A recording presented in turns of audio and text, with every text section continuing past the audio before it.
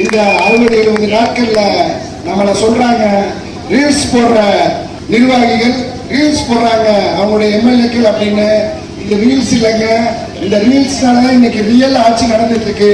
ஒரு உண்மையான ஒரு ஆட்சி நடந்துட்டு இருக்கு அப்படின்னா அது நம்முடைய தமிழக வெற்றி கழகத்தோட ஆட்சி, மக்கள் முதல்வரோட ஆட்சி. இன்னைக்கு தமிழகத்தில் ஒரு புரட்சி நடந்திருக்கு.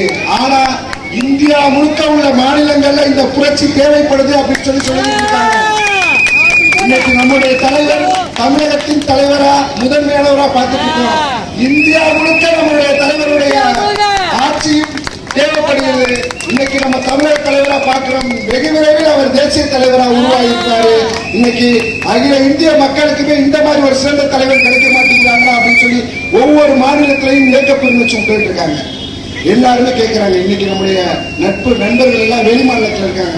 உங்க கவர்மெண்ட் சூப்பர் கவர்மெண்ட், டெய்லி டிவியில பாக்குறோம்.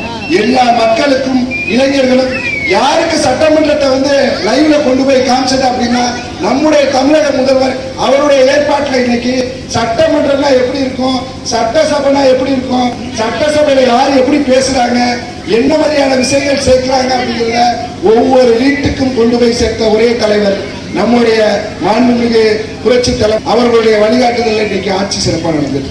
லஞ்சத்தையும் ஊழலையும் ஒழித்த ஒரு முதல்வர் அப்படின்னா நம்முடைய தமிழகத்தில்